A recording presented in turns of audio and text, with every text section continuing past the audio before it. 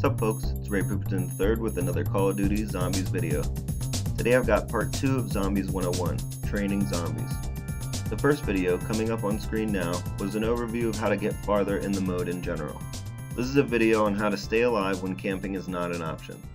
Training is the most essential skill for lasting until high rounds in zombies and pulling off long complicated Easter eggs. It is also the most efficient way to make every bullet count. When every bullet is on target, your gun produces more points before you need to get more ammo. If you line up 10 zombies and a bullet from a Bermute takes off ahead of the one in the front and the one in the second and penetrates all 8 of the ones behind him, you get more points per bullet than if it just takes off the head of a lone zombie. Sometimes running out of points can mean the inevitable game over. There's a few training videos out there, but I felt they were incomplete and left out vital things. They just didn't leave me feeling like the viewer would know everything they needed to know. There are 4 different training techniques that I use. To get to the higher rounds, you'll need to know them all and mix and match them according to your situation. The mode spans over 5 games now with the newest edition of Zombies in Spaceland and has many maps for each game that vary drastically. These methods take practice to become instinct, but when they do become second nature, you can expect to get much farther and top all your leaderboards. The first and most vital training method I know is the basic loop. It's pretty self-explanatory. You just keep moving in circles, pacing yourself just above the speed of the zombies, staying just ahead of them.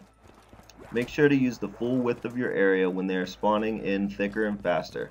Just find a large area on the map and hug the edges of the room as you see here. My number 1 rule of training is to always take the gap. Don't hesitate. If you see a gap, take it immediately. It could be the last escape hole before you get trapped, and with the horde behind you, that's all she wrote. Another rule of thumb is to kill the walkers. If you see any slower ones when you're training, kill them as soon as you can. They can get in the way alone, and if they bunch up, you're screwed. Once they have all spawned, guide them to the best choke area, or at least somewhere with an escape route, and turn and blast them. Any running perks like stamina up or racing stripes can make training a lot easier. The second loop is a half circle loop. If they are flooding in heavy from one direction, a good example being the corruption engines on Revelations, you may want to take advantage of this method. You start like you're going to do the basic loop, and about halfway you double back doing the same on the other side, forming a sort of half circle if you see it from above.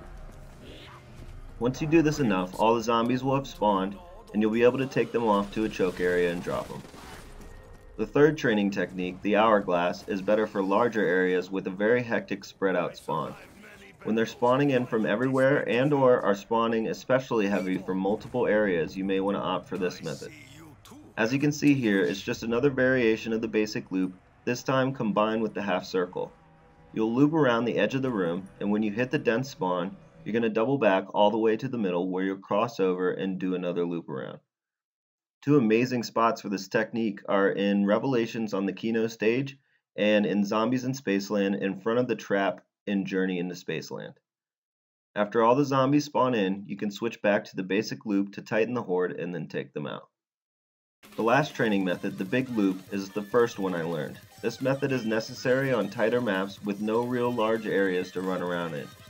Kino is a perfect example, but a lot of the earlier Treyarch maps such as Derice, Verruck, and many more also require some variation of the big loop.